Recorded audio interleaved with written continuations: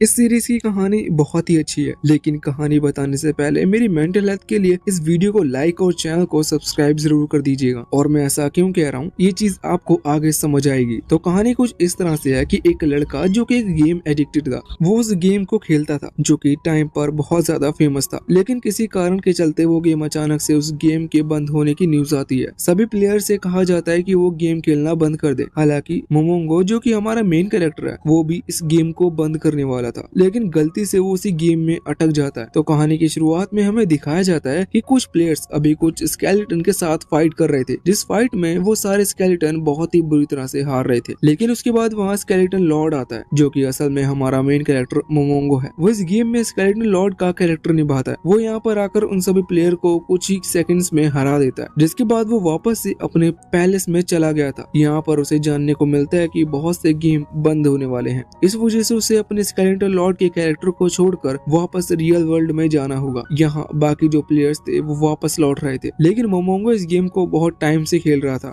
इस वजह से वो कुछ और टाइम यहाँ पर गुजारना चाहता था। वो यहाँ से उठकर जाता है और सेरेबस जो कि उसका सर्वेंट है, और साथ ही बाकी सारे सर्वेंट मैगस से भी वो जाकर मिलता है, जिसके बारे में हम आगे जानेंगे। ये सभी गेम डेवलप्ड है, मतलब कि नॉर्मल ह्यूमन प्लेयर्स नहीं है जिन्हें कोई कंट्रोल कर रहा हो। ये सब सॉफ्टवेयर से ही चलते हैं। अब उनके साथ वो वहाँ आगे बढ़ते हैं और थ्रोन वाले रूम में आ जाते हैं, जहाँ पर वो थ्रोन की तरफ बढ़ रहे थे। हम सामने एक लड़की को देखते हैं जो कि असल में उसकी दूसरी सर्वेंट है। उसका नाम एल्बिडो है और ये भी एक सॉफ्टवेयर ही है। अब यहाँ पर मोमोंगो जाकर थ्रोन पर बैठता है और एल्बिडो की डिटेल्स चेक करने लगता है। आप गलत मत समझना, वो सच में सिस्टम विंडो में उसकी डिटेल्स पढ़ रहा था। उस सिस्टम विंडो में लिखा हुआ था कि एल्बिडो वहाँ पर सबसे पावरफुल सॉफ्टवेयर है और उसका काम बाकी सारे सर्वेंट मैगस जो कि गार्जियंस है उन्हें कंट्रोल करने का है। वो यही उन्हें ऑपरेट करती है। वैसे मोमोंगो लास्ट लाइन में देखता है कि वहाँ पर लिखा हुआ था कि एल्बिडो इस पूरे सॉफ्टवेयर की सबसे खूबसूरत कैरेक्टर भी है, जिसमें हमें तो कोई शक नहीं है। वैसे मोमोंगो वहाँ पर एक और लाइन ऐड करता है। वो लिखता है कि एल्बिडो मोमोंगो को लाइक करती है। हालांकि अगले ही पल वो सोचता है कि वो ये क्या अजीब अजीब चीजें कर रहा है। वैसे वो स्केलेटन लॉर्ड है, इस वजह से उसके पास इतनी पावर है कि वो अपने सभी सॉफ्टवेयर के सर्वेंट के सॉफ्टवेयर को चेंज कर सकता है, और इसीलिए उसने ऐसा किया था। जबकि वो जानता है कि अब ये गेम बंद होने वाला है और अगले ही पल वो वापस से अपने रियल वर्ल्ड में होगा। वैसे भी वो सभी सॉफ्टवेयर है, इस वजह से वो बिना कंप्यूटर की हेल्प के कुछ भी नहीं कहते, और मोमोंगो जो उन्हें ऑर्डर देता है वो बस उसी को फॉलो करते हैं। के बाद मोमोंगो उन्हें बाउ डाउन करने को कहता है। इसका मतलब वो खुद की रिस्पेक्ट देने को कह रहा था, जिसके बाद वो बैठ गए थे और अब टाइमर खत्म होने वाला था इस गेम के एंड होने का। लेकिन मोमोंगो नोटिस करता है कि अब जितना टाइमर लगा हुआ था सेकंड उससे आगे जाने लगा है। इसका मतलब गेम बंद नहीं हुआ। मोमोंगो ये देखकर चिल्लाता है क्योंकि उसे कुछ भी समझ में नहीं आ रहा था, पर उसे इस हालत में देखकर एल्बिडो से कहती है कि क्या हुआ लॉर्ड, आप चिंता में लग रहे हो। मोमोंगो ये देखकर हैरान था। तभी एल्बिडो उसके करीब आता है और कहने लगता है कि आपको क्या हुआ। मोमोंगो इस चीज से और ज्यादा हैरान हो जाता है, क्योंकि जो सॉफ्टवेयर से क्रिएट किया हुआ कैरेक्टर्स हैं वो कभी भी खुद से कुछ बोल नहीं सकते जब तक कि वो सिस्टम में वो चीज लिखी ना गई हो। और यहाँ पर एल्बिडो खुद से ही हिल रही थी और खुद से बात कर रही थी, जो चीज मोमोंगो को समझ में नहीं आ रही थी। मोमोंगो से कहता है कि मेरा जीएम कॉल वर्क नहीं कर रहा। जीएम कॉल से इसका मतलब ये था कि वो गेम से बाहर नहीं जा पा रहा, जिस पर एल्बिडो कहती है कि हाँ सेम उसके साथ भी ऐसा ही हो रहा है। हालांकि मोमोंगो अभी उसकी बात नहीं सुन रही थी, बल्कि मोमोंगो उसके लिप्स पर फोकस कर रहा था। प्लीज कुछ गलत मत समझना, इसका मतलब यह है कि वो बस ये देख रहा था कि एल्बिडो सच में कुछ बोल रही है कि नहीं। वैसे मोमोंगो यहाँ पर सारे कमांड यूज कर पा रहा था, लेकिन बस वो एडमिनिस्ट्रेशन वाली कमांड यूज नहीं कर पा रहा था, जिससे कि वो गेम डेवलपर से कांटेक्ट कर सकता है। वैसे इसके बाद वो सर्वर्स को चेक करने के लिए भेजता है कि बाकी सब जगह ठीक है कि नहीं। साथ ही वो बाकी सभी कॉम्बैक्ट मैगस यानी कि गार्जियंस को सभी फ्लोर पर भेज देता है, जिससे कि वो अपने अपने फ्लोर को क्रिएट कर सके। अब यहाँ पर सभी उसकी बात मानकर वहाँ से चले जाते हैं। सिर्फ एल्बिडो ही वहाँ पर खड़ी हुई थी। वो एल्बिडो भी मोमोंगो से पूछती है कि मुझे क्या करना चाहिए, जिस पर मोमोंगो उसे थोड़ा पास आने को कहता है। जब एल्बिडो पास आती है तो मोमोंगो नोटिस करता है कि एल्बिडो सांस ले रही थी, जो कि पॉसिबल ही नहीं है एक गेम कैरेक्टर के लिए। वैसे इसके बाद मोमोंगो अचानक से उसका हाथ पकड़ लेता है। वो यहाँ पर एल्बिडो की नर्व्स चेक करने की कोशिश कर रहा था, जो कि चल रही थी। वो सोचता है कि गेम डेवलपर ने कमाल कर दिया, उन्होंने एक ऐसा एआई सॉफ्टवेयर बनाया है जिससे कि पल्सेस तक चल रही हैं। इतना रियलिस्टिक किसी कैरेक्टर को लगभग बनाना नामुमकिन है। वैसे वो एल्बिडो से ये कहता है कि कंफर्म करने के लिए कि क्या मैं तुमसे एक चीज कह सकता हूँ, जिस पर एल्बिडो कहती है कि हाँ लॉर्ड, आप कुछ भी कह सकते हो। तो मोमोंगो कहता है कि मैं तुम्हारी चेस्ट प्रेस करना चाहता हूँ, प्लीज यहाँ पर भी कुछ गलत मत समझना, क्योंकि वो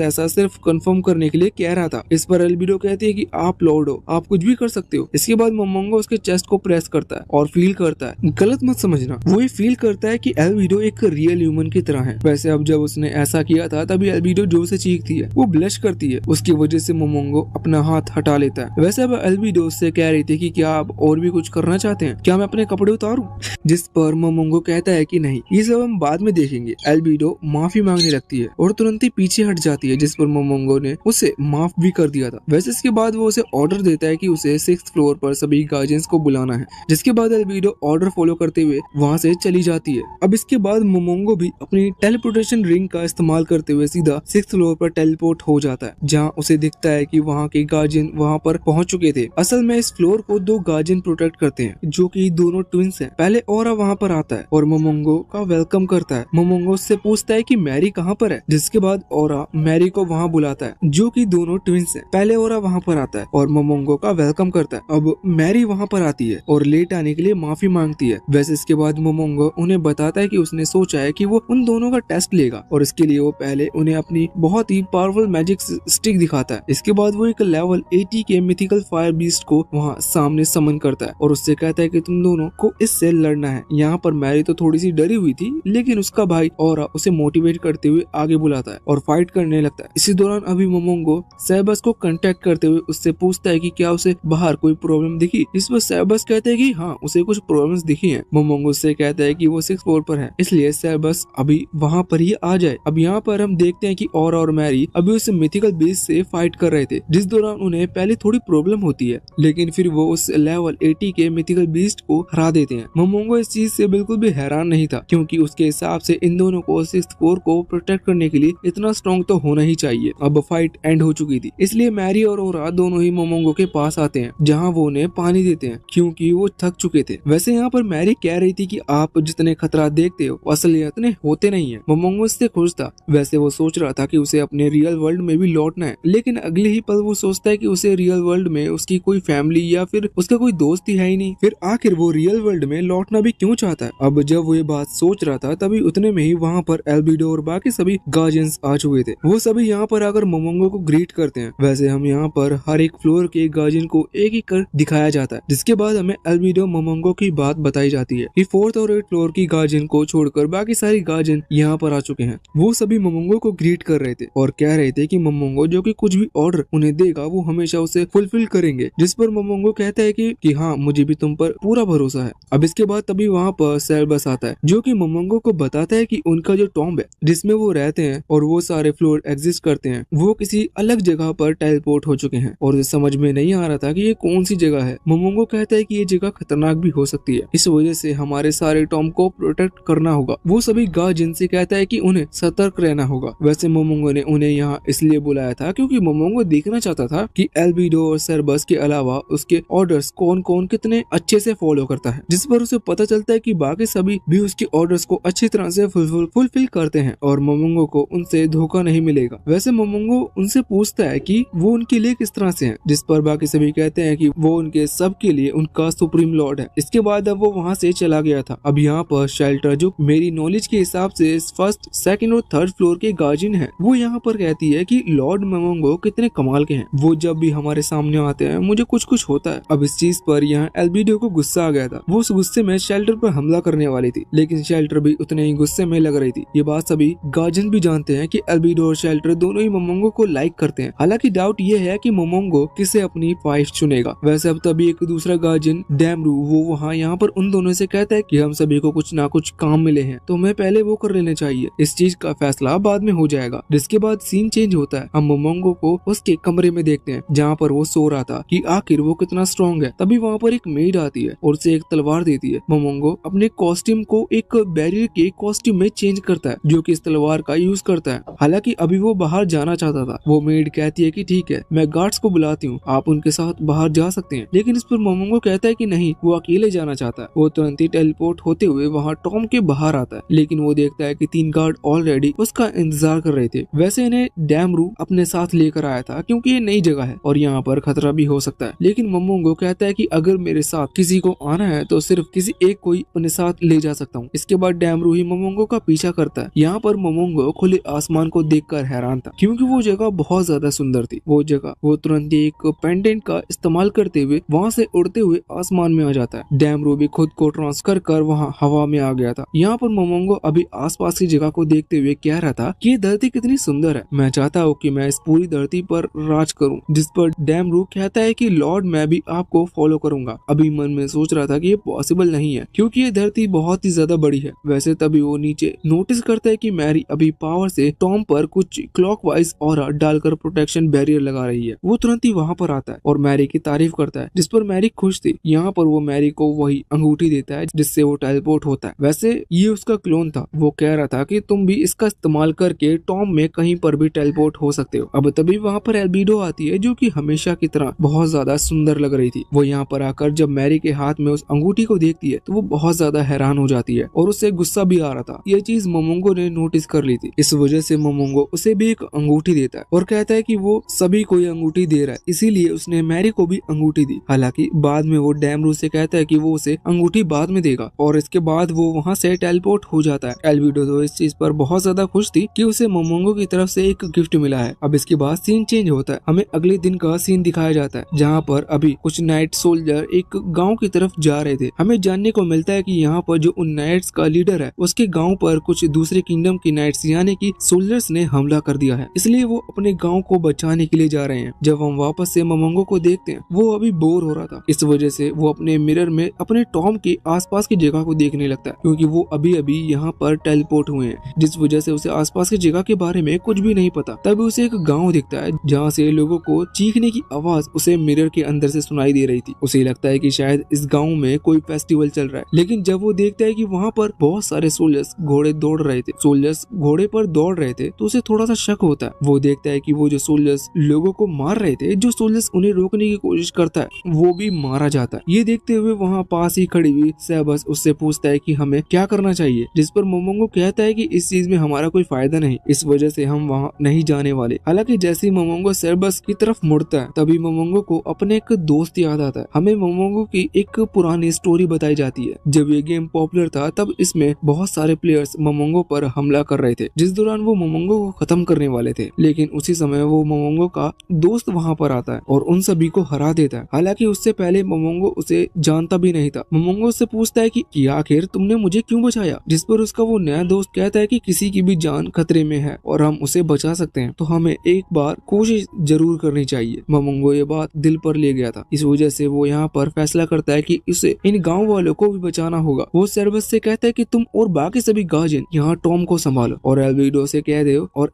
कह दो कि वो मेरे साथ वहाँ उस गाँव में चले, हमें पूरा गाँव को बचाना होगा। इसके बाद मोमोंगो अपने मिरर को हवा में उठाता है और एक टेलीपोर्टेशन पोर्टल ओपन कर वहाँ से चला जाता है। दूसरी तरफ हम वहाँ गाँव में एक एंड्री नाम की लड़की को देखते हैं जो कि अभी उन सोल्जर से अपनी छोटी बहन को बचा रही थी, लेकिन वो सोल्जर्स बहुत ज्यादा बेरहम थे, इस वजह से वो उसे भी खत्म करने वाले थे। लेकिन एंड्री अपनी आंखें बंद कर लेती है और जब वो आंखें खोलती है तो वो देखते है कि वो सोल्जर्स रुक चुके थे। वो इसलिए रुक गए थे क्योंकि एंड्री के पीछे एक टेलीपोर्टेशन पोर्टल ओपन चुका था। यहाँ उस टेलीपोर्टेशन पोर्टल के अंदर से मोमोंगो निकल कर आता है। मोमोंगो अभी अपने स्केलेटन फॉर्म में ही था, इस वजह से उसे देखकर वो सोल्जर्स तो डर ही गए थे, पर साथ ही एंड्री और उसकी छोटी बहन भी डर गई थी। वैसे इसके बाद मोमोंगो आगे बढ़कर उनमें से एक सोल्जर को खत्म कर देता है। दूसरा सोल्जर घबरा गया था, वो मोमोंगो को मॉन्स्टर कहकर बुला रहा था, लेकिन मोमोंगो उस पर भी अपनी थंडर पावर से हमला करते हुए उसे भी खत्म कर देता है और इसके बाद वो अपनी डेथ नाइट टेक्निक का इस्तेमाल करते हुए उन सोल्जर्स की बॉडी को डिसअपियर करता है। जिसके बाद हम देखते हैं कि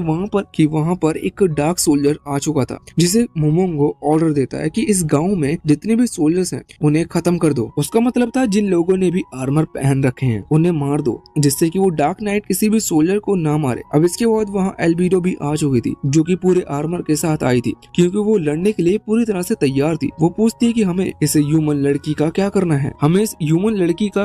है, वैसे उसे आर्मर पहनना नहीं चाहिए क्योंकि आर्मर में हवा नहीं आती। खैर छोड़ो, हमें क्या। यहाँ पर मोमोंगो उससे कहता है कि हमारा दुश्मन अभी वो किंगडम है जो कि इन लोगों पर हमला कर रहा है, इस वजह से हमें सिर्फ उन सोल्जर्स को खत्म करना है, हमें इन विलेजर्स को चोट नहीं पहुँचानी। वैसे मोमोंगो वहाँ बैठे हुए उस लड़की को एक मैजिकल पोशन देता है जिससे वो हील हो सकती है, लेकिन उस लड़की को मोमोंगो पर भरोसा नहीं था। हालांकि जब वो अपना हाथ आगे बढ़ा रही थी तो यहाँ पर उसकी छोटी बहन उसके हाथ को खींच लेती है क्योंकि वो भी मोमोंगो से डर रही थी। ये चीज देखते हुए एल्बिडो को गुस्सा आता है। उसने तो अपनी तलवार भी निकाल ली थी लेकिन मोमोंगो उसे मना करता है। इसके बाद मोमोंगो उस लड़की एनरी को समझाता है कि उसे ये पोशन ले लेना चाहिए क्योंकि इससे उसकी चोट हील हो जाएगी। एनरी यहाँ पर बात मान लेती है और जैसे ही वो पोशन पीती है तो सच में उसकी चोट हील हो जाती है। इसके बाद मोमोंगो उससे पूछता है कि क्या वो मैजिक के बारे में जानती है, जिस पर एनरी हाँ करती है। इसलिए वो मोमोंगो उसके आसपास एक बैरियर क्रिएट कर देता है जो कि अभी उस कुछ टाइम के लिए प्रोटेक्ट करेगा क्योंकि अभी इस गांव में बहुत सारे सोल्जर्स हैं। साथ ही यहाँ पर वो जाते वक्त एनरी को 2 फ्लूट भी देकर जाता है जिन्हें बजाने से वो गॉब्लिन आर्मी को समन कर सकती है। वो मोमोंगो ने उसे इसलिए दी थी जिससे कि अगर आगे भी कुछ ऐसी सिचुएशन हो तो वो खुद को बचा सके। इसके बाद मोमोंगो वहाँ से चला गया था। दूसरी तरफ हम वहाँ उस डार्क नाइट को देखते हैं जो कि इस वक्त उन सोल्जर्स को खत्म कर रहा था। सभी गांव वाले अभी एक जगह पर इकट्ठा थे और वो सोल्जर्स उन्हें खत्म करने वाले थे, लेकिन डार्क नाइट भी अभी बाकी सोल्जर्स को खत्म करते हुए उसी जगह पर आता है और उन सोल्जर्स को खत्म करने लगता है। डार्क नाइट देखने में बहुत ही ज्यादा खतरनाक है लेकिन वो उन सोल्जर्स को मार रहा था। इस वजह से गांव वाले के अंदर एक होप आ चुकी थी कि अब उनकी जान को कोई खतरा नहीं है। वैसे वो सोल्जर्स भी पूरी कोशिश करते हैं कि डार्क नाइट को हराने की और घेरने की, लेकिन वो ऐसा नहीं कर पाते क्योंकि डार्क नाइट को दर्द नहीं होता। इस वजह से उसके मन के अंदर कोई भी डर भी नहीं है। वो उन्हें मारते जा रहा था। उसी समय मोमोंगो की वहाँ पर एंट्री होती है। मोमोंगो इस बार अपने फेस का एक मास्क लगाकर आया था। इससे वो उतना खतरनाक नहीं दिखेगा क्योंकि अगर कोई भी स्केलेटन जैसा दिखेगा तो कोई भी उससे भरोसा नहीं करेगा। वैसे अब प्रॉब्लम सॉल्व हो चुकी थी जिस वजह से मोमोंगो एल्बिडो के साथ वहाँ नीचे आता है। वो सभी गाँव वाले अभी मोमोंगो से उसका नाम पूछते हैं तो मोमोंगो अपना एक नकली नाम बता देता है। हालांकि हमें उसका नकली नाम से कोई मतलब नहीं क्योंकि हम तो उसे मोमोंगो ही कहकर बुलाएंगे। वैसे अब कोई भी गाँव वाला उससे डर नहीं रहा था। इस वजह से गाँव के जो लीडर है वो मोमोंगो को थैंक यू कहते हैं। बाद में मोमोंगो उनसे इन्फॉर्मेशन मांगता है इस वर्ल्ड के बारे में क्योंकि मोमोंगो को यहाँ पर कुछ भी नहीं पता था। उसे इकोनॉमी के बारे में और साथ ही आसपास के राज्यों के बारे में भी बहुत ही चीजें जानने को मिलती है। अब कुछ टाइम बीत चुका था। वो देखता है कि गांव वाले थोड़ी चिंता में थे। वो आगे आता है और उनसे पूछता है कि क्या हुआ, जिस पर वो बताते हैं कि कुछ नाइट यानी कि सोल्जर्स अभी उन्हीं की तरफ आ रहे हैं। मोमोंगो कहता है कि आप सभी एक सेफ जगह पर जाइए, उन्हें मैं देख लूंगा। इसके बाद मोमोंगो उन सोल्जर के पास आता है। हमें जानने को मिलता है कि ये वही सोल्जर्स थे जो कि इस गांव को बचाने के लिए आ रहे थे। शायद ये पुलिस है, इस वजह से काम होने के बाद आ रहे हैं। तो यहाँ पर मोमोंगो उन्हें बताता है कि वो ऑलरेडी इस गांव को बचा चुके हैं, जिस पर उन सभी सोल्जर्स का लीडर खुश था। वो मोमोंगो को थैंक्स कहता है। वैसे वो बताता है कि वो किस किंगडम से है और वो यहाँ पर इन लोगों को बचाने के लिए आए हैं क्योंकि किंग चाहते थे कि ये गांव सेफ रहे। अब तभी एक दूसरा सोल्जर बताता है कि कुछ और सोल्जर्स यहाँ पर आ रहे हैं और शायद उनका कैप्टन भी इस बार उनके साथ है। अभी सुनकर मोमोंगो और वो लीडर जिसका नाम स्टोन ऑफ है वो दोनों ही तैयार हो गए थे। अब यहाँ से सीन चेंज होता है और हमें उसी किंगडम का सीन दिखाया जाता है जिस किंगडम के सोल्जर ने अभी कुछ टाइम पहले इस गांव पर हमला किया था। वहाँ का हेड प्रीस्ट अपने सोल्जर के कैप्टन से कह रहा था कि उसे जाकर स्टोन ऑफ को खत्म करना होगा, जिस पर वो कैप्टन हाँ करता है। और अभी हम वापस से करंट टाइम में आते हैं। यहाँ पर वही कैप्टन अपने बाकी सोल्जर के साथ स्टोन ऑफ को खत्म करने के लिए इस गाँव में पहुंच चुका था। हालांकि पहले उसने एक टुकड़ी भेजी थी जिसे मोमोंगो ने रोक दिया। अभी अपनी पूरी आर्मी के साथ है। यहाँ पर मोमोंगो और स्टोन ऑफ उसे छुपकर देख रहे थे। स्टोन ऑफ मोमोंगो से मदद मांगता है और कहता है कि क्या यहाँ पर भी वो उसके साथ लड़कर उसकी हेल्प करेगा, जिस पर मोमोंगो साफ मना कर देता है। स्टोन ऑफ कहता है कि कोई बात नहीं, उनसे मैं लड़ लूंगा, लेकिन मैं चाहता हूँ कि तुम एक बार और इस गाँव को प्रोटेक्ट करो। ऐसा कहते हुए वो अपने घुटनों पर भी आ जाता है रिक्वेस्ट करते हुए, लेकिन मोमोंगो उससे कहता है कि उसे ऐसा करने की जरूरत नहीं, वो गाँव को बचाएगा। और यहाँ पर वो स्टोन ऑफ को एक ट्रेजर देता है जिसके बारे में उसने क्या पता, ये चीज हमें नहीं बताई जाती कि उसमें क्या था। वैसे अब स्टोन ऑफ अपनी आर्मी के साथ वहाँ उस लीडर पर हमला करने के लिए चला गया था। अभी हम देखते हैं कि सामने उसने तीर चलाना शुरू कर दिए, लेकिन सामने से वो लोग अभी अपने मैजिक की मदद से उन तीरों को रोकते जा रहे थे। लड़ाई शुरू होती है, जिस लड़ाई के दौरान अभी सामने वाले लोग आर्च एंजल्स का यूज कर रहे थे, जो कि एक तरह से कुछ क्लोन्स होते हैं जो कि उड़ सकते हैं। हालांकि वो पूरी तरह से सोल्जर का काम नहीं करते और उन्हें लड़ने का भी एडवांटेज होता है। लेकिन यहाँ पर स्टोन ऑफ ने एक आर्च एंजल को खत्म कर दिया था, लेकिन उसके ऐसा करते ही वहाँ पर बहुत सारे आर्च एंजल आ जाते हैं। बाकी सोल्जर्स अभी स्टोन ऑफ की मदद करने की कोशिश कर रहे थे, पर वो ऐसा नहीं कर पाते क्योंकि आर्च एंजल को उड़ने का एडवांटेज था। इस वजह से स्टोन ऑफ के कई सारे सोल्जर्स मारे जाते हैं। तभी स्टोन ऑफ नोटिस करता है कि एक आदमी इन सभी आर्च एंजल को क्रिएट कर रहा है। इस वजह से वो तुरंत ही उनकी तरफ हमला करता है, लेकिन इतने में ही 6 आर्च एंजल उस पर हमला करने के लिए आगे बढ़ रहे थे। लेकिन वो मार्शल आर्ट के थ्रू 6 कट लगाते हुए उन सभी आर्च एंजल को खत्म कर देता है।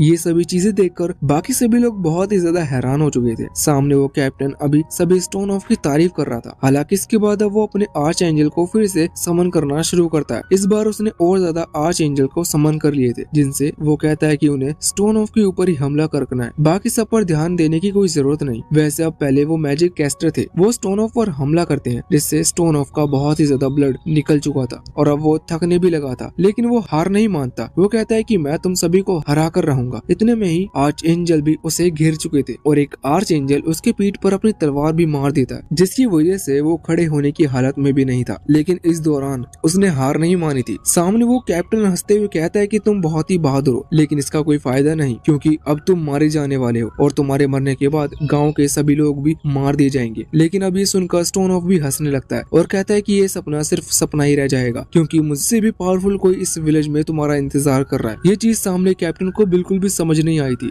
बल्कि वो तो अपने आर्च एंजल से कहता है कि वो स्टोन ऑफ पर हमला करे। लेकिन अब तभी अचानक से स्टोन ऑफ वहाँ से गायब हो जाता है। हम देखते हैं कि अब वो वहाँ शेल्टर में आ चुका था, जहाँ पर सभी गांव वाले थे। वो उनसे पूछते हैं कि अभी अभी क्या हुआ, तो इस पर वो बताते हैं कि अभी जहाँ वो खड़ा था कुछ टाइम पहले वहाँ पर मोमोंगो खड़ा हुआ था। अब ये सुनकर स्टोन ऑफ तुरंत ही उस चीज को देखता है जो कि मोमोंगो ने उसे दी थी। वो चीज अब डिसअपीयर होने लगी थी। इसका मतलब मोमोंगो ने वो उसे टेलीपोर्ट होने के लिए दी थी। अब उसी जगह पर वहाँ पर मोमोंगो पहुंच चुका था, जहाँ पर कैप्टन उसे देखकर हैरान था। पर वो पूछता है कि तुम हो कौन और क्या यहाँ पर तुम गांव वालों की जान बचाने के लिए आए हो? जिस पर मोमोंगो कहता है कि नहीं, वो इसके लिए नहीं आया। वो बताता है कि अगर कैप्टन चाहे तो वो अपनी लाइफ, मतलब कि उसकी सोल, बिना दर्द के मोमोंगो को दे सकता है। इससे वो नॉर्मली मारा जाएगा। हालांकि ये चीज अभी कैप्टन को समझ में नहीं आई थी। मोमोंगो बस ये सब कह रहा था कि अगर उसने अभी मोमोंगो के सामने माफी नहीं मांगी तो वो मारा जाएगा। लेकिन कैप्टन अपने 2 आर्च एंजल से मोमोंगो पर हमला करने को कहता है, जिसके बाद वो आर्च एंजल अपनी वो स्पिरिचुअल सोर्ड मोमोंगो के आर पार कर देते हैं। यहाँ पर उस कैप्टन को लगता है कि मोमोंगो मारा गया, लेकिन मोमोंगो ठीक था। उसने उन स्पिरिचुअल सोर्ड को पहले ही रोक लिया था। वो बताता है कि इस लो लेवल के वेपन से उसे कुछ नहीं होने वाला। और इसके बाद वो दोनों ही आर्च एंजल को नीचे मारते हुए उन्हें डिस्ट्रॉय कर देता है, जो देखकर कैप्टन हैरान था। इसके बाद वो अपने सारे आर्च एंजल को एक साथ भेजता है, लेकिन उसी दौरान मोमोंगो एक डार्क वेव क्रिएट कर उन सभी आर्च एंजल को एक ही अटैक में खत्म कर देता है। ये देखकर कैप्टन समझ चुका था कि स्टोन ऑफ खुद से भी जिस ताकतवर आदमी की बात कर रहा था वो यही है। वैसे बाकी जो मैजिक कास्टर्स थे वो मोमोंगो पर हमला करने लगते हैं, लेकिन मोमोंगो के ऊपर उन अटैक्स का कोई भी असर नहीं हो रहा था। तभी एक दूसरा सोल्जर मोमोंगो पर हमला करने के लिए अपने वेपन का यूज करने वाला था, लेकिन इतने में एल्विडो वहाँ पर आगे आती है और उसे खत्म कर देती है। मोमोंगो उससे कहता है कि तुम्हें मेहनत करने की जरूरत नहीं, क्योंकि इन नॉर्मल वेपन से मुझे कुछ नहीं होने वाला। लेकिन एल्विडो कहती है कि नहीं, कोई भी सुप्रीम लॉर्ड को इतनी आसानी से टच नहीं कर सकता, और जो ऐसा करने की कोशिश करेगा तो उसे वो नहीं छोड़ेगी। अब वहाँ कैप्टन अपने स्पेशल आर्च को आगे भेजता है, जो कि अभी आर्च एंजल से पावरफुल है, लेकिन मोमोंगो ने इसे भी अपनी हेल्प फायर की मदद से बहुत ही आसानी से खत्म कर दिया था। अब कैप्टन को कोई रास्ता समझ में नहीं आ रहा था, लेकिन तभी वो अपने पास से एक क्रिस्टल निकालता है, जो कि उसे हेड प्रिंस ने दिया था। ये एक सीलिंग क्रिस्टल है और इसका यूज करने के बाद अब वहाँ पर एक और आर्च एंजल समन होती है, जो कि आइस आर्च एंजल थी, और ये इस धरती की सबसे पावरफुल आर्च एंजल है। मोमोंगो एल्बिडो से कहता है कि वो उसे इस अटैक से प्रोटेक्ट करे। हालांकि मोमोंगो जानता था कि उसे इस वक्त इस अटैक से कुछ नहीं होने वाला।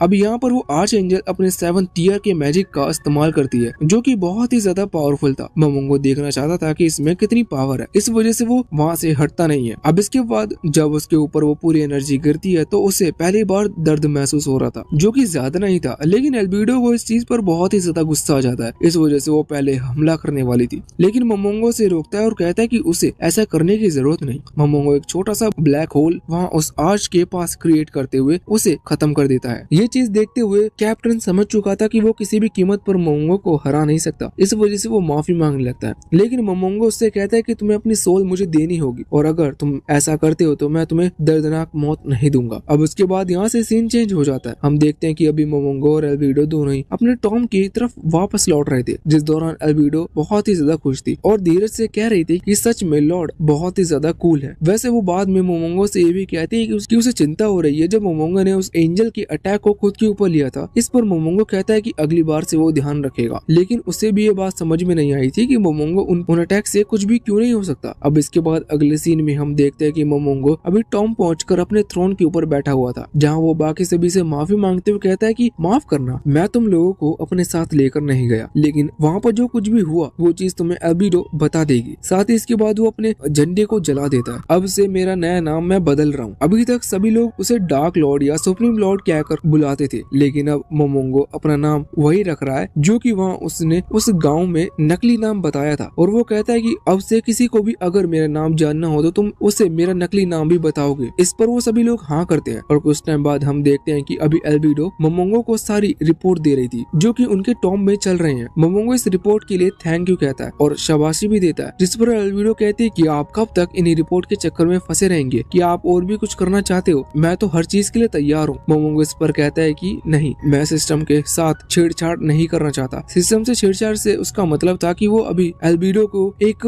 सॉफ्टवेयर की तरह मानता है, क्योंकि वो पहले इस गेम को कई साल तक खेल चुका है, इसलिए उसके लिए सारे क्रिएटर उसी की तरह हैं। हालांकि एल्बिडो तो अब नेचुरली सोच सकती है, इस वजह से वो ये भी सोच रही थी कि मोमोंगो की और उसकी शादी कब होगी। अब तभी वहाँ पर शेल्टर की एंट्री होती है। मोमोंगो उससे पूछता है कि वो यहाँ पर क्यों आई है, तो इस पर शेल्टर कहती है कि वो मोमोंगो को देखने के लिए आई थी, बस ऐसे ही। इस चीज पर एल्बिडो तुरंत ही कहती है कि तो अब तुमने देख लिया होगा, अब तुम्हें चले जाना चाहिए। लेकिन इस पर शेल्टर एल्बिडो का मजाक उड़ाने लगती है, जिसके बाद एल्बिडो भी उसका मजाक उड़ा रही थी और अब शायद उनमें लड़ाई होने वाली थी। लेकिन तभी मोमोंगो उन दोनों को ही चुप करा देता है। हालांकि बाद में शेल्टर बताती है कि वो सेबस के साथ किसी मिशन पर जा रही है। ये मिशन उन्हें मोमोंगो ने ही बताया है, इसलिए वो मोमोंगो को बाय कहने के लिए आई थी और उसकी परमिशन लेने के लिए आई थी। अभी एल्बिडो तो बहुत ज्यादा खुश थी कि कुछ टाइम के लिए शेल्टर उससे दूर रहेगी। अब यहाँ से सीन चेंज होता है और हम वहाँ कुछ दूर की एक सिटी की तरफ देखते हैं, जहाँ पर एक रेस्टोरेंट में अभी कुछ लोग खाना खा रहे थे। तो तभी वहाँ पर किसी की एंट्री होती है। वो लोग उसे नहीं पहचानते, लेकिन हम देखते ही समझ जाते हैं कि ये मोमोंगो है, जो कि अपने दूसरे आर्मर में आया था। यहाँ पर उसके साथ उसकी एक दूसरी मेड नेब्रिल भी थी। अभी लोग यहाँ आगे बढ़ते हुए और सामने बारटेंडर के पास आकर रूम की डिमांड करते हैं, क्योंकि रेस्टोरेंट एक होटल भी है और एक बार भी। तो यहाँ पर वो बारटेंडर मोमोंगो से 7 कॉइन्स की डिमांड करता है। मोमोंगो ने तुरंत ही उसे 7 कॉइन्स निकाल कर दे दिए थे, जिसके बाद वो डायरेक्शन बताता है और मोमोंगो और नेब्रिल वहाँ से जाने लगे थे। लेकिन इतने में वहाँ बैठा हुआ एक आदमी अपने पैरों को आगे करता है, जिससे कि मोमोंगो का रास्ता रोक सके। लेकिन मोमोंगो उसके पैर को साइड करते हुए आगे बढ़ जाता है, पर वो आदमी खड़ा हो जाता है और मोमोंगो से कहने लगता है कि उसकी वजह से उसके पैर में चोट लग गई, इसके लिए मोमोंगो को उसे भरपाई करनी होगी। बल्कि वो यहाँ पर ये कह रहा था कि मोमोंगो को नहीं, बल्कि इसके लिए उस लड़की को भरपाई करनी होगी। मोमोंगो को गुस्सा आता है और वो कहता है कि तुम इस लायक नहीं हो। और इसके बाद वो हालांकि जब उसने उसे फेंका था तो कॉर्नर की टेबल से जाकर वो टकराता है, जिसकी वजह से वो वहाँ पर जो लड़की बैठी थी उसकी एक मैजिक पोशन की बोतल नीचे गिरकर टूट जाती है। इससे वो दुखी थी। वो एक एडवेंचर है। वो तुरंत ही मोमोंगो के पास आती है और कहने लगती है कि उसे इस चीज की कीमत चुकानी होगी, क्योंकि उसका जो पोशन था वो बहुत ही ज्यादा कीमती था। मोमोंगो कहता है कि क्यों ना तुम इन लोगों से इस चीज के पैसे मांगो। और इस पर वो लड़की कहती है कि नहीं, इन लोगों के पास बिल्कुल भी पैसे नहीं है और ये देखकर ही कंगले लगते हैं, इसलिए तुम्हें इसके पैसे चुकाने होंगे। इस चीज पर नेब्रिल को गुस्सा आता है। वो उस लड़की को खत्म करने वाली थी, लेकिन मोमोंगो उसे रोक देता है और उसके बाद अपने पास से एक रेड कलर के पोशन की बोतल निकाल कर देता है। उस लड़की को नहीं पता था कि ये किस तरह का पोशन है और ये काम करता है, पर फिर भी वो उसे रख लेती है। वैसे असल में ये उसी टाइप का पोशन है जो कि मोमोंगो ने एंड्री को दिया था खुद को हील करने के लिए। इसके बाद मोमोंगो और नेब्रिल दोनों उस कमरे में चले जाते हैं जो कि उन्होंने अभी अभी खरीदा है। वहाँ पर आकर मोमोंगो अपना मास्क उतारता है और नेब्रिल से पूछता है कि वो इंसानों के बारे में क्या सोचती है, जिस पर नेब्रिल कहती है कि वो बस कचरा है, जो ना ही हो तो अच्छा रहेगा। लेकिन मोमोंगो इस पर सोचने लगता है कि नेब्रिल बिल्कुल एल्बिडो की तरह ही सोचती है। हालांकि फिर वो नेब्रिल से कहता है कि उसे किसी को भी कुछ भी नहीं करना है और सभी नॉर्मल ह्यूमन की तरह ही बात करती हैं। साथ ही यहाँ पर वो कहता है कि तुम्हें मुझे अपने रियल नेम से नहीं बुलाना है, जिससे किसी को भी शक ना हो। वैसे अभी मोमोंगो यहाँ पर इसलिए आया है जिससे कि वो एडवेंचर ग्रुप को ज्वाइन कर अपने लेवल को बढ़ाए। हालांकि उसका मेन मोटिव लेवल को बढ़ाना नहीं, बल्कि ये जानना है कि आखिर इस वर्ल्ड में चलता क्या है और यहाँ की हिस्ट्री क्या है। वो हर एक डिटेल जानना चाहता है। वैसे वो नोटिस करता है कि उसके पास ज्यादा पैसे नहीं है और वो अपने टॉम की मनी को यहाँ पर यूज नहीं कर सकता। हालांकि उसका यूज किया जा सकता है, लेकिन उसकी यूज से किसी को शक हो सकता है कि ये पैसे यहाँ के नहीं है। अब यहाँ से सीन चेंज होता है और हम उसी लड़की को देखते हैं जिसे मोमोंगो ने अभी अभी वो पोशन दिया था। वो उसी सिटी के एक फार्मिस्ट के पास आई हुई थी। वो एक लेडी है, लेकिन अभी पहले वो उनके ड्रैगन से मिलती है। वो ड्रैगन उसे अपनी दादी के पास लेकर जाते हैं, जहाँ पर आकर वो अपने पोशन को ओल्ड लेडी को दे देती है। ओल्ड लेडी जब अपने पोशन पावर से उस पोशन को चेक करती है, उसे जानने को मिलता है कि ये बहुत ही ज्यादा हाई प्योर हीलिंग पोशन है। ये अगर वो लड़की बेचने जाएगी तो पूरे 8 गोल्ड कॉइन में बिकेगा और ये असल में बहुत ही ज्यादा होता है, क्योंकि मोमोंगो को वो रूम सिर्फ 7 ब्रोंज कॉइन पर मिला था। वो ओल्ड लेडी उस लड़की से कहती है कि इसके बारे में किसी को बताना मत, वरना तुम्हारी हमारी जान को भी खतरा हो सकता है, क्योंकि इस तरह के पोषण को बनाना नामुमकिन है। वो ओल्ड लेडी उस लड़की से पूछती कि आखिर कि ये तुम्हें किसने दिया, वो एडवेंचर है क्या, तुम मुझे उसका पता बता सकती हो। वैसे अब इसके बाद अब अगले दिन का सीन आता है। हम देखते हैं कि मोमोंगो अभी एक बोर्ड के सामने था, जिस बोर्ड पर बहुत सारे पेपर लगे हुए थे जिनके ऊपर टास्क की इन्फॉर्मेशन है।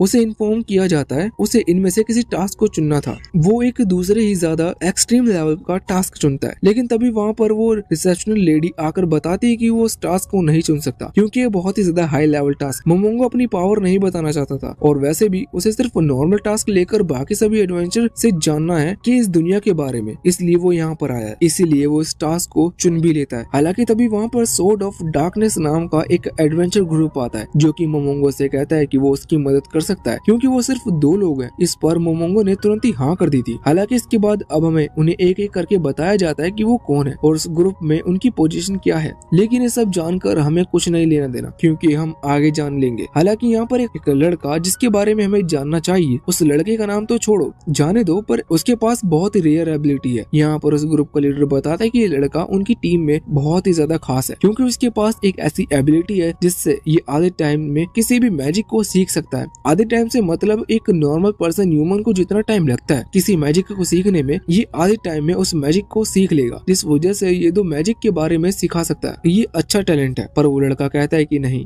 मैं ज्यादा टैलेंटेड नहीं हूँ, मुझसे भी ज्यादा टैलेंटेड एक पर्सन इस सिटी में ऑलरेडी एग्जिस्ट करता है। वो यहाँ पर अभी फार्मिस्ट के ग्रैंडसन के बारे में बताता है और कहता है कि उसके पास ऐसा टैलेंट है कि वो किसी भी मैजिक आइटम का इस्तेमाल कर सकता है। हालांकि मैजिक आइटम का इस्तेमाल करने से पहले बहुत सी चीजें देखी जाती हैं कि वो किस मैजिक से बिलोंग करता है, किसी का लेवल क्या है। लेकिन ये बात खतरनाक पावर हो सकती है कि कोई भी किसी भी लेवल के मैजिक आइटम का यूज कर पाए। इस वजह से अभी नेरबल कह रही थी ये तो बहुत ही खतरनाक ह्यूमन लगता है। वैसे इसके बाद मोमोंगो उन सभी से कहता है कि अब जब हम साथ में मिलकर ही काम करने वाले हैं तो क्यों ना मैं अपना फेस भी सभी को दिखा दूं। वो अपना फेस दिखाता है। वो वापस से अपने हेलमेट को पहन लेता है। कोई भी हैरान नहीं हुआ था क्योंकि उसका फेस ह्यूमन वाला था, क्योंकि यहाँ पर उसने इल्यूजन के थ्रू उन्हें अपना नकली चेहरा दिखाया था। वैसे वहीं बैठा लक नाम का एक लड़का अभी मोमोंगो से पूछता है कि आखिर तुम दोनों में क्या रिलेशन है, तुम दोनों साथ में हो। इस पर मोमोंगो बताता है कि नेरबल बस उसकी एली है, मतलब कि उसकी साथी है, जो कि मिशन में उसका साथ देती है। इस पर लक बहुत ही ज्यादा खुश था। वो तुरंत ही उठते हुए नेरबल को प्रपोज करने लगता है, लेकिन इस पर नेरबल को गुस्सा आता है। वो कहती है कि अगर उसने कुछ और कहा तो उसकी जीभ काट देगी। यहाँ पर लक शांत होने की जगह पर इस चीज से और ज्यादा इम्प्रेस हो चुका था। वो कहता है कि ठीक है, तो फिर हम फ्रेंडशिप से शुरुआत करते हैं। हालांकि बाद में अब उस ग्रुप का लीडर पीटर लक को मारकर नीचे गिराता है और नेरबल से माफी मांगता है अपने दोस्त के ऐसे बिहेवियर के लिए। वैसे इसके बाद अब वो अपने मिशन के लिए वहाँ से निकल गए थे, लेकिन जब वो सीढ़ियों से उतर रहे थे तभी वहाँ पर एक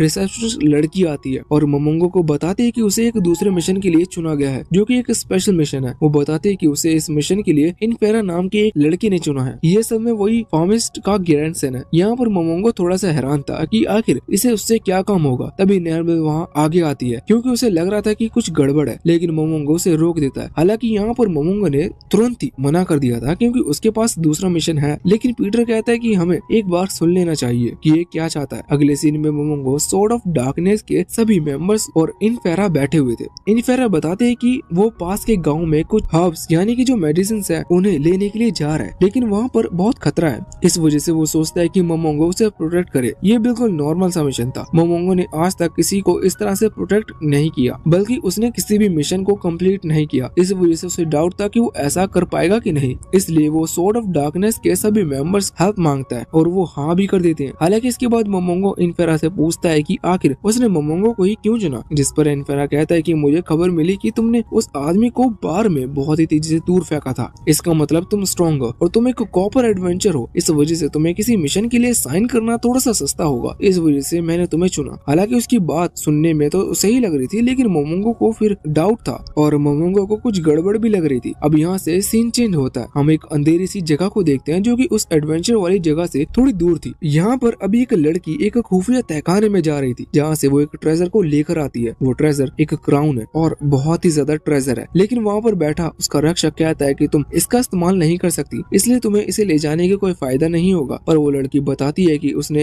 एक ऐसे लड़के के बारे में सुना है जो कि किसी भी ट्रेजर का इस्तेमाल कर सकता है। इस वजह से वो उसे किडनैप करने वाली है। साथ ही यहाँ पर वो उस रक्षक से भी हेल्प मांगती है, जिससे वो एक चाउस क्रिएट कर सके। वो बस तबाही लाना चाहती थी। अब अगले दिन हम देखते हैं कि वहाँ पर मोमोंगो और बाकी सभी लोग निकल चुके थे इन्फेरा की मदद के लिए। हालांकि रास्ते में जब उन्हें थोड़ा टाइम हो जाता है तो इन्फेरा कहता है कि हमें कुछ देर आराम कर लेना चाहिए। पीटर पहले मोमोंगो से पूछता है जिस पर मोमोंगो ने हाँ कर दी थी। इस वजह से वो रुकने के लिए हाँ कर देते हैं और सभी से रुकने को कहते हैं। वो लोग अभी रुके हुए थे तो पीटर यहाँ पर मोमोंगो से कह रहा था कि आगे का रास्ता और ज्यादा खतरनाक होगा, जिस पर मोमोंगो कहता है कि ठीक है, हम अब और ज्यादा सतर्क रहेंगे। वैसे यहाँ पर लक अभी फिर से नेब्रिल को इम्प्रेस करने की कोशिश कर रहा था, लेकिन नेब्रिल बहुत ही ज्यादा पोलाइट तरीके से मोमोंगो से पूछते है कि क्या वो इस लक नाम के लड़के को खत्म कर सकती है। लेकिन यहाँ पर लक इस चीज से और ज्यादा इम्प्रेस हो चुका था। वैसे अब वो सभी बैठे हुए थे, इस वजह से उनके बीच में अलग अलग चीजों पर बात हो रही थी। तभी बात निकलती है एक अजीब से क्रिएचर के बारे में, जिसके बारे में सुनकर मोमोंगो थोड़ा सा इंटरेस्टेड हो चुका था, क्योंकि ये अजीब सा क्रिएचर जिसकी एक पूंछ थी वो बहुत ही पावरफुल है, लेकिन वो मैजिक पावर का इस्तेमाल नहीं कर सकता। मोमोंगो उससे मिलना चाहता था। अगले सीन में हम देखते हैं कि वहाँ डैमरू अभी मोमोंगो के रूम में बाहर आकर नॉक करता है। जब कोई गेट नहीं खोलता तो वो गेट के अंदर आता है, जहाँ पर वो एल्बिडो को देखता है जो कि मोमोंगो के बेड पर लेटी हुई थी, वो भी बिना प्लॉट आर्मर के। हालांकि उसने चादर ओढ़ रखी थी। ऐसे सीन इसलिए आते हैं जिससे कि आप वीडियो को बीच में छोड़कर ना भागो। तो अब यहाँ पर अभी डैमरू एल्बिडो से पूछता है कि वो यहाँ पर क्या कर रही है, जिस पर एल्बिडो कहती है कि वो बस एक्सपीरियंस कर रही है कि इस बेड पर सोना कैसा होता है। हालांकि वो थोड़ी सी चादर हटाकर एक पिलो दिखाती है जिसके ऊपर स्केलेटन बना हुआ था। वो तैयारी कर रही है मोमोंगो से वेडिंग यानी शादी करने की, जिसके बाद फिर उनके बेबीज होंगे। वो कहती है फिर तुम्हें हमारे बेबीज को भी संभालना होगा, जिस पर डैमरू कहता है कि हाँ, उसे चीज में मजा आएगा। गलत मत समझना, डैमरू को मजा आएगा मोमोंगो के बच्चे को संभालने में। अब इसके बाद फिर से हम मोमोंगो के पास आते हैं और देखते हैं कि अभी वो उस लड़की से बात कर रहा था जिसके पास पावर्स है कि वो किसी भी मैजिक को आधे टाइम से सिखा सकती है। उसका नाम निनाया है। मोमोंगो अभी उससे इस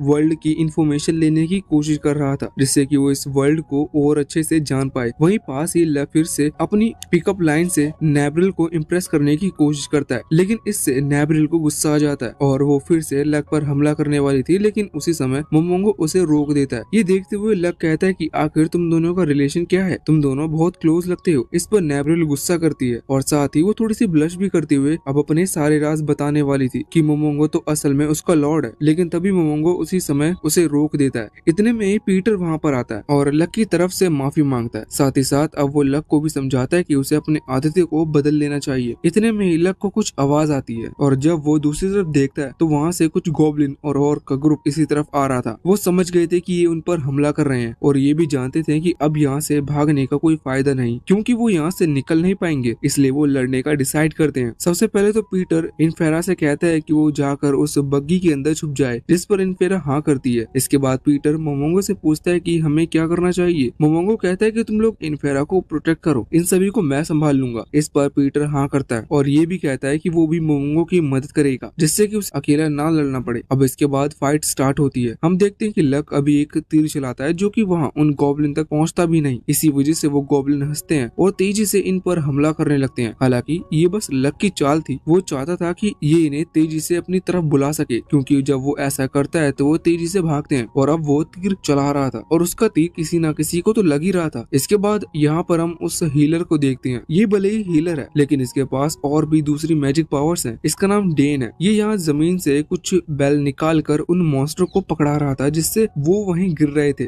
दूसरी तरफ हम वहाँ निनाया को देखते हैं। वो प्रोटेक्टिव मैजिक का इस्तेमाल करते हुए पीटर के आसपास एक शील्ड क्रिएट करता है। इससे अब पीटर को कोई भी चोट नहीं लग रही थी और वो बिना डरे उन ऑर्क और गॉब्लिन से क्लोज रेंज में फाइट कर पा रहा था। अब इस तरफ हम मोमोंगो को देखते हैं जो कि उन ऑर्क के बीच में जा चुका था और वो बिल्कुल भी क्लोज रेंज में उनसे बिना डरे फाइट करते जा रहा था। यहाँ तक कि वो उन्हें उकसाता है कि वो एक साथ हमला करे, लेकिन कोई भी ऑर्क अगर आगे बढ़ता है तो वो मारा जाता। इस चीज से ऑर्क और गॉब्लिन दोनों ही बहुत गुस्से में थे। वो सिर्फ मोमोंगो को टारगेट बनाने की सोच रहे थे, लेकिन पीटर ने और बाकी लोगों ने सही सपोर्ट बना रखा है। पीटर अभी क्लोज रेंज में फाइट कर रहा है, जिस वजह से एक गॉब्लिन उसके पीछे आ जाता है और वो उसे नोटिस नहीं कर पाता, लेकिन निनाया भी तुरंत ही तीर चलाते हुए उस गॉब्लिन को खत्म कर देती है। ये देखते हुए अब वो गॉब्लिन फैसला करते हैं कि वो पहले निनाया को मारेंगे क्योंकि वो कमजोर है। पर इतने में ही लक वहाँ पर आ जाता है और उसे प्रोटेक्ट करने लगता है। इस तरफ मोमोंगो उन ऑर्क से लड़ रहा था और वो एक साथ आगे बढ़ रहे थे, पर मोमोंगो उन्हें जब टक्कर देता है तो वो ऑर्क डर जाते हैं और तुरंत ही वहाँ से भागने लगते हैं। पर तभी नेब्रिल वहाँ पर आती है और अपनी थंडर पावर से उन ऑर्क को वहीं पर खत्म कर देती है। जो चीज देखने के बाद बचे कुछ गॉब्लिन भी घबरा गए थे और भागने लगे थे। अब हम कुछ टाइम बाद का सीन देखते हैं जहाँ पर जितने भी मॉन्स्टर यहाँ पर थे वो सभी मारे जा चुके थे और डैन अभी इन सभी को हील कर रहा था। वहीं पर ननाया अभी एक मॉन्स्टर की बॉडी को कट कर रहा था। था। मोमोंगो उसके पास आता है और पूछता है कि ये तुम क्या कर रहे हो, जिस पर निनाया बताते हैं कि वो इस मॉन्स्टर की बॉडी को जो स्किन है उसे निकाल रहा है, क्योंकि अगर वो इससे गिल्ड में जाकर जमा करेंगे तो उन्हें पैसे मिलेंगे। मोमोंगो पूछता है कि अच्छा तो यहाँ पर इस तरह से काम होता है, मुझे लगा कि इन मॉन्स्टर की बॉडी पर क्रिस्टल्स मिलेंगे। लेकिन इस पर निनाया कहता है कि नहीं, मैंने आज तक किसी भी ऑर्क या गॉब्लिन को क्रिस्टल के साथ नहीं देखा। वैसे अब वो यहाँ पर मोमोंगो की तारीफ करता है और कहता है कि तुम सच में बहुत ताकतवर हो, और साथ ही बाकी लोग भी मोमोंगो की तारीफ करने लगते हैं, क्योंकि उन्होंने जितना सुना था मोमोंगो उनसे स्ट्रॉन्ग है। वो ऑर्क के साथ भी क्लोज रेंज फाइट कर रहा था। अब मोमोंगो भी उनकी तारीफ करता है और कहता है कि टीम वर्क में बहुत अच्छे हो। यहाँ से सीन चेंज होता है, हम देखते हैं कि अब रात हो चुकी थी, इसी वजह से वो कुछ टाइम के लिए बॉन फायर लगाकर इंतजार करते हैं सुबह होने का। वैसे भी वो खाना भी खा रहे थे, लेकिन मोमोंगो और नेब्रिल खाना नहीं खा रहे थे। मोमोंगो इसलिए खाना नहीं खा रहा था क्योंकि अगर उसने अपने हेलमेट को निकाल कर खाना खाने की कोशिश की तो वो खाना नहीं खा सकता, क्योंकि उसकी पूरी बॉडी तो बॉन की है, सिर्फ मतलब हड्डियां ही हैं। अब लक नेब्रिल को कहने लगता है कि वो खाना क्यों नहीं खा रही। इस पर नेब्रिल और मोमोंगो दोनों ही बहाना बनाते हुए कहते हैं कि उनकी ये परंपरा है कि अगर वो किसी को मारते हैं तो वो 4 दिन तक खाना नहीं खा सकते, और ऐसा ही उन्होंने आज किया। उन्होंने गॉब्लिन्स और ऑर्क को खत्म किया, इसी वजह से वो 4 दिन बाद ही खाना खाएंगे। अब वो लोग और कुछ सवाल ना पूछे, इसलिए मोमोंगो तुरंत ही टॉपिक बदलते हुए वो कहता है कि तुम्हारे ग्रुप का नाम स्वॉर्ड ऑफ डार्कनेस है, तो आखिर इसका मतलब क्या है। इस पर लक कहता है कि ये 13 वॉरियर में से एक वॉरियर की तलवार का नाम था। अब नेब्रिल पूछती है कि ये 13 वॉरियर्स कौन थे, तो अब यहाँ पर हमें ज्यादा डिटेल में तो बताने के नहीं पड़ता, हमें बस इतना पता चलता है कि उन 13 वॉरियर्स में से एक ब्लैक नाइट था जिसके पास 4 तलवारें थी, उनमें से ही उन्हें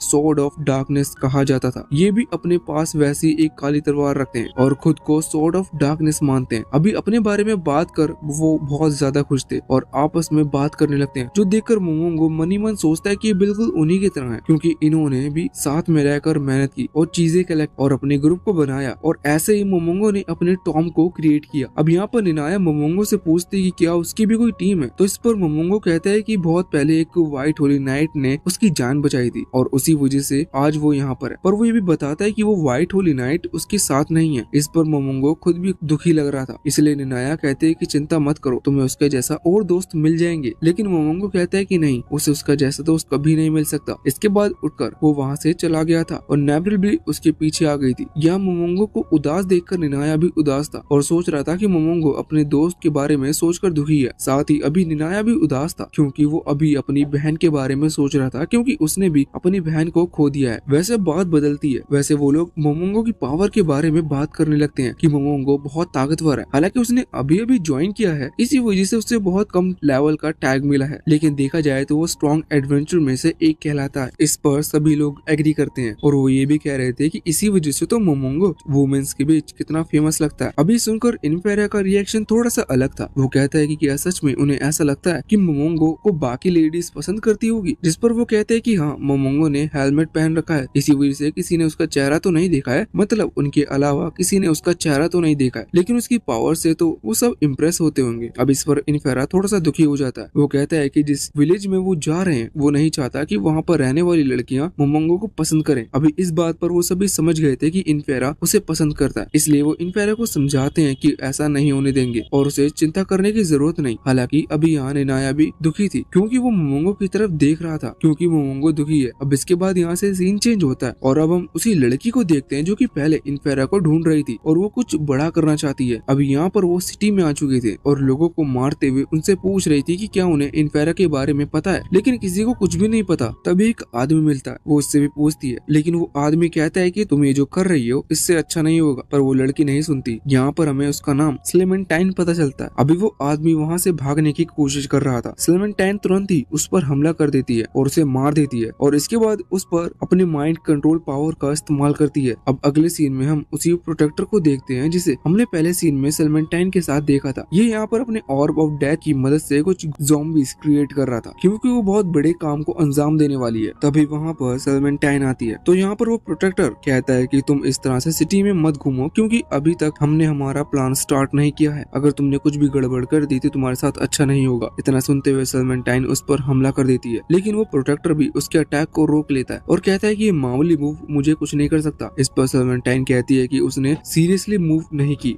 अभी उसे भी प्रोटेक्टर की जरूरत है, इसी वजह से वो उसे कुछ नहीं करेगी। अब वो वहाँ से जाने लगी थी। हमें इतना पता चल गया था कि वो बहुत पावरफुल है और उसका टारगेट इनफेरा है जो कि अभी मोमोंगो के साथ है। इसका मतलब उसकी फाइट मोमोंगो से जरूर होगी। अब इसके बाद हम अगले दिन का सीन देखते हैं। वहाँ पर मोमोंगो और उसका वो ग्रुप फिर से उस गांव की तरफ निकल चुके थे। अभी निकलने से पहले हम देखते हैं कि निनाया जाकर मोमोंगो को सॉरी कहती है, क्योंकि उसने रात को मोमोंगो के दोस्त के बारे में कुछ बातें बोली थी जिससे वो दुखी था और इसी वजह से उनके बीच में थोड़ी सी ऑकवर्ड बात हो गई थी। हालांकि अभी वो आगे बढ़ रहे थे, जिस दौरान निनाया कुछ ड्रैगन्स की बात बताती है कि वो नेचर कंट्रोल कर सकते हैं। ये सुनकर मोमोंगो थोड़ा सा एक्साइटेड था, वो उनके बारे में और जानना चाहता था, लेकिन निनाया बताता है कि उसने ये किताब में पढ़ा है, इसलिए वो जब वापस लौट कर जाएंगे तो वो किताब मोमोंगो को दे देगा। इससे मोमोंगो उसे थैंक्स कहता है और फिर उनके बीच में नेचुरल बात होने लगती है, जो देखकर सभी खुश थे। हालांकि अब वो उस गांव के करीब पहुंचने वाले थे, लेकिन अचानक से ही उस गांव के गेट के बाहर कुछ गॉब्लिन उनका रास्ता रोक लेते हैं। ये देखते हुए लेप तुरंत ही अपने तीर को खींचता है और वो चलाना ही वाला था, पर इतने में झाड़ियों में से और गॉब्लिन निकल कर आने लगते हैं, जिन्होंने उन्हें चारों तरफ से घेर लिया था। अगर नेचुरली देखा जाए तो इनका यहाँ सरवाइव करना थोड़ा सा मुश्किल था, लेकिन तभी सामने वो गॉब्लिन का लीडर कहता है कि देखो, अगर लड़ाई की जरूरत नहीं पड़ी तो हम तुमसे लड़ना नहीं चाहते, क्योंकि हमें खून खराबा नहीं पसंद। ये सुनकर ये सभी हैरान थे, पर तभी वहाँ पर एक लड़की आती है। हम देखते हैं कि ये और कोई नहीं बल्कि एंड्री है। एंड्री को देखकर यहाँ पर इनफेरा अब बहुत ज्यादा खुश हो जाता है, क्योंकि यही वही लड़की है जिसे इनफेरा लाइक करता है। और दूसरी बात ये है कि गॉब्लिन्स एंड्री ने बुलाए हैं उस खास सिटी की मदद से, जो कि मोमोंगो ने उसे दी थी। अब एंड्री भी यहाँ पर इनफेरा को देखकर पहचान जाती है। अगले सीन में हम देखते हैं कि अभी वो एक घर में बैठे हुए थे और बात कर रहे थे, क्योंकि इनफेरा को नहीं पता कि यहाँ इनके गांव पर हमला हो चुका है। और जब वो पूछते हैं तो उसे जानने को मिलता है कि उस हमले में एंड्री के पेरेंट्स मारे गए। एंड्री इस बात से बहुत ज्यादा दुखी थी, क्योंकि अब उसके लिए प्रॉब्लम्स बढ़ चुकी थी, क्योंकि सब उसे ही देखना पड़ता है। अभी उसे कंफर्ट देने के लिए इनफेरा कहना चाहता था कि क्या वो उससे शादी करेगी, लेकिन वो ऐसा कह नहीं पाता, पर वो ये जरूर कह देता है कि तुम्हें किसी भी चीज की जरूरत पड़े तो मुझसे हेल्प मांग लेना। इस पर एंड्री उसे थैंक्स कहती है। वैसे इसके बाद मोमोंगो के बारे में बताती है। अब मोमोंगो ने तो यहाँ पर एंड्री को भी अपना नकली नाम बताया था, लेकिन उसने दोनों जगह अलग अलग नकली नाम बताए। इस वजह से मोमोंगो को नाम तो इनफेरा नहीं पहचानता, पर एंड्री बताती है कि वो आर्मर में था, वो बहुत ताकतवर था, उसने सभी को खत्म कर दिया और उसने ही मुझे गॉब्लिन को बुलाने वाली सीटी दी थी। अब इतने में इनफेरा कुछ भी नहीं समझ पाता, लेकिन इसके बाद एंड्री उस रेड पोशन के बारे में बताती है, जिससे उसने खुद को हील किया था। अब रेड पोशन की बात सुनकर इनफेरा को डाउट होता है और क्लू जुड़ रहे थे, क्योंकि मोमोंगो तब भी आर्मर पहने हुआ था। इससे इनफेरा समझ जाता है कि जिसकी बात एंड्री कर रही है वो मोमोंगो ही है। अब वो तुरंत ही वहाँ से भागता है। दूसरी तरफ हम वहाँ उस पहाड़ी के ऊपर मोमोंगो और नेब्रिल को देखते हैं। वो अभी वहाँ से गॉब्लिन्स को देख रहे थे, जो कि ह्यूमंस को तीर कमान चलाना सिखा रहे हैं और साथ ही उनकी ट्रेनिंग करवा रहे हैं, जिससे कि आगे कोई प्रॉब्लम आए तो वो खुद ही उससे निकल सके। ये देखते हुए मोमोंगो खुश था। नेब्रिल कहती है कि अभी वो बहुत कमजोर है, लेकिन मोमोंगो उसे समझाता है कि इन्होंने आज से पहले कभी हथियार नहीं उठाया, इन्होंने अपनी आंखों को खो दिया, इसी वजह से अब ये लड़ना सीख रहे हैं, इसलिए हमें तो इन्हें अप्रिशिएट करना चाहिए। इस पर नेब्रिल माफी मांगती है। तभी वहाँ पर इनफेरा आता है और वो मोमोंगो को उस वाले नाम से बुलाता है जो कि मोमोंगो ने एंड्री को बताया था। मोमोंगो भी ये सुनकर समझ गया था कि इनफेरा को सब पता चल चुका है।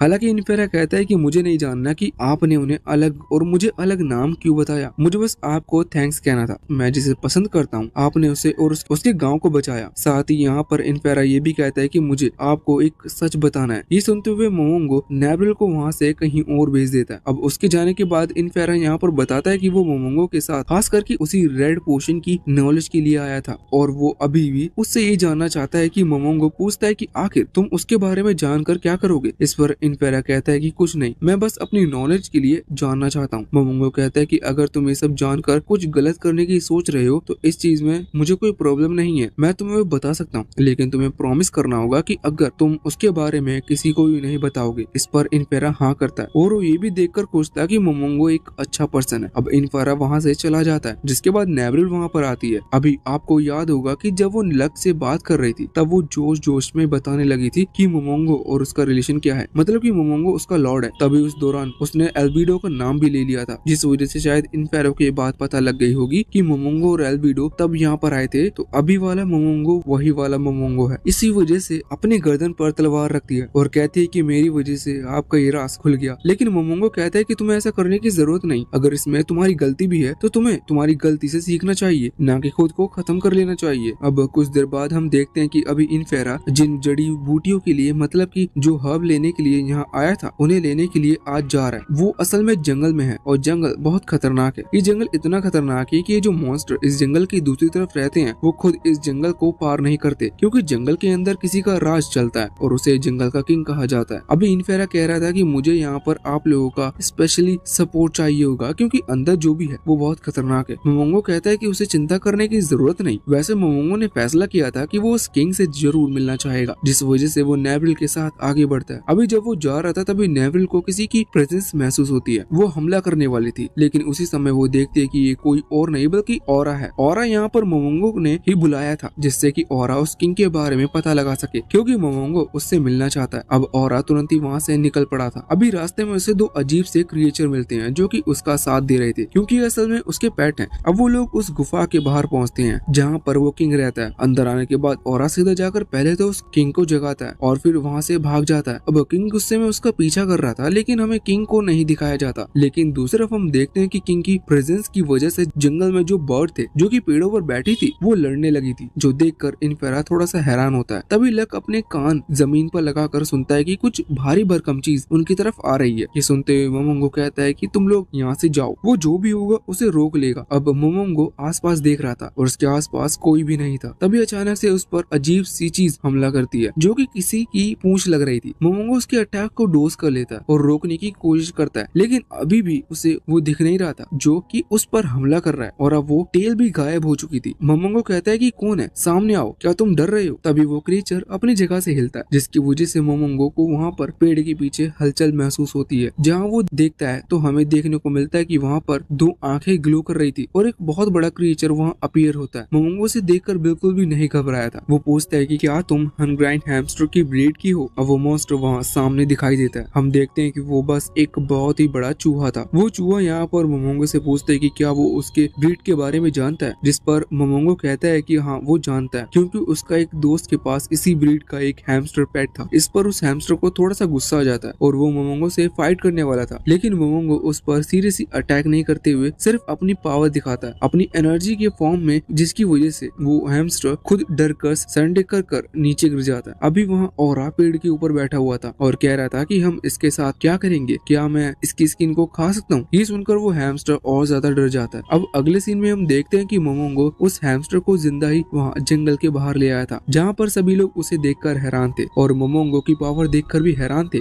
क्योंकि भले ही वो एक हैमस्टर है लेकिन वो तो इस जंगल का किंग है। ये देखते हुए अभी इनफेरा मोमोंगो से रिक्वेस्ट करते हुए कहता है कि क्या वो उसके ग्रुप को ज्वाइन कर सकता है, क्योंकि पावरफुल बनने का सबसे आसान तरीका है कि हम एक सही पावरफुल व्यक्ति के साथ टाइम गुजारे। तो मोमोंगो पूछता है कि क्या तुम स्ट्रॉन्ग बनना चाहते हो, जिस पर इनफेरा कहता है कि हाँ उसे ताकतवर बनना है कि वो अपने विलेज को प्रोटेक्ट कर सके। अपने विलेज से मतलब एनरी के विलेज से था, लेकिन इस पर मोमोंगो कहता है कि नहीं, वो उसे अपनी टीम में नहीं ले सकता, उसे खुद को स्ट्रॉन्ग बनाना है तो खुद से ही मेहनत करनी होगी। अब इनफेरा बात मान जाता है, बल्कि वो मोमोंगो को थैंक्स भी कहता है। वो बोलता है कि वो खुद को स्ट्रॉन्ग बनाएगा और सभी को खुद से प्रोटेक्ट करेगा। अब इसके बाद काम पूरा हो चुका था, वो वापस लौटते हैं। अगले सीन में हम देखते हैं कि मोमोंगो और बाकी सभी सॉर्ड ऑफ डार्कनेस के मेंबर इनफेरा को उसके घर पर लेकर आए थे, जहाँ वो उसे छोड़कर बाय कहते हैं। अब बाकी लोग भी जा चुके थे, इसलिए मोमोंगो, नेवरिल और वो हैमस्टर वहाँ से गिल्ड की तरफ निकलने लगे हैं, क्योंकि मोमोंगो उस हैमस्टर को वहाँ गिल्ड में रजिस्टर करवाने वाला है, क्योंकि वो उसे अपने साथ रखेंगे और वो किसी भी मिशन पर उसे अगर साथ ले जाता है तो उसे इस चीज की इंफॉर्मेशन वहाँ गिल्ड में देनी होगी। अब जब वो जा रहे थे तो बाकी सभी लोग हैरानी से उसे देख रहे थे, जो देखते हुए मोमोंगो को थोड़ी सी शर्म आती है और वो सोचता है कि ये लोग हमें ऐसा क्यों देख रहे हैं। और वैसे भी मोमोंगो हैमस्टर पर बैठकर कूल लगने की जगह बूढ़ा आदमी लग रहा था, जो कि उस हैमस्टर के बल पर आगे बढ़ रहा है। अब यहाँ से हम वापस से इनफेरा के पास आते हैं। वो अभी सॉर्ड ऑफ डार्कनेस के लोगों के साथ अपने घर पर आ रहा था। हमें जानने को मिलता है कि वो लोग लौटे नहीं थे, क्योंकि इनफेरा के साथ बहुत सामान था, इसलिए वो उसके घर पर सामान रखवा रहे हैं। यहाँ पर जब इनफेरा अंदर आता है तो उसकी मुलाकात सेल्वेंटाइन से होती है। वो बताती है कि वो बहुत टाइम से इनफेरा का यहाँ इंतजार कर रही है और इनफेरा ने आने में बहुत टाइम लगाया। इनफेरा उसे देखकर हैरान था और थोड़ा घबरा भी गया था। वो बताती है कि वो इनफेरा की पावर का इस्तेमाल करते हुए एक अनडेड आर्मी को समन करने वाली है, जिससे कि फिर वो ह्यूमैनिटी को खत्म कर देगी। ये सुनकर इनफेरा डर जाता है और उसके हाथ में से जो लालटेन थी वो नीचे गिर जाती है। तभी पीटर अपनी तलवार निकालता है और इनफेरा को पीछे हटने को कहता है। उसी समय पर लक भी आगे आकर निनाया से कहता है कि वो इनफेरा को यहाँ से लेकर जाए। अब यहाँ पर उनकी फाइट स्टार्ट होती है। दूसरी तरफ हम वहाँ मोमोंगो, नेवरिल और उस हैमस्टर को देखते हैं, जो कि अभी गिल्ड में रजिस्टर करवा कर बाहर निकले थे। अभी मोमोंगो हैमस्टर का नाम हैमस्टक रखता है। हालांकि नाम तो बिल्कुल भी ज्यादा अलग नहीं लगा, लेकिन अब अपनी फैंटेसी होती है, उसे शायद ये नाम क्यूट लग रहा होगा। अब नाम रखने के बाद वो आगे बढ़ने ही वाले थे, लेकिन बाकी लोग उन्हें ही घूर रहे थे, क्योंकि नाम रखने की वजह से हैमस्टक मतलब वो हैमस्टर मोमोंगो को थैंक्स कहता है। और ये सुनकर बाकी लोग हैरान हो जाते हैं कि एक हैमस्टर बात कर सकता है। वैसे वो फिर से आगे बढ़ने लगे थे, तभी वहाँ पर एक ओल्ड लेडी आती है। ये वही ओल्ड लेडी थी, मतलब कि ये इनफेरा की दादी है। ये यहाँ पर आकर मोमोंगो को पहचान लेती है, उससे पूछती है कि क्या वो वही है जो कि इनफेरा के साथ गया था। मोमोंगो बताता है कि हाँ, वो इनफेरा को घर छोड़कर आया है, और वो यहाँ पर नेब्रिल को भी इंट्रोड्यूस कराता है और हैमस्टक को भी। वो बताता है कि हैमस्टक जिस जंगल में गए थे वो वहाँ का किंग है। ये सुनने के बाद सभी लोग और ज्यादा हैरान हो गए थे और हैमस्टक बहुत प्राउड फेस बना रहा था। मोमोंगो बताता है कि वो भी ओल्ड लेडी मतलब इनफेरा के घर ही जा रहे हैं, क्योंकि उसे अपना रिवॉर्ड भी कलेक्ट करना है। तो ओल्ड लेडी कहती है कि वो साथ में चल सकते हैं। अगले सीन में वो वहाँ घर पहुँचते हैं, लेकिन घर पर किसी की आवाज भी नहीं आ रही थी। ओल्ड लेडी आगे बढ़ रही थी, लेकिन तभी मोमोंगो को खतरा महसूस होता है। मोमोंगो उन्हें रोकने के बाद खुद आगे बढ़ता है और अंदर आकर वो हैरान हो जाता है, क्योंकि वहाँ पर स्वॉर्ड ऑफ डार्कनेस के सभी मेंबर्स की डेड बॉडी पड़ी हुई थी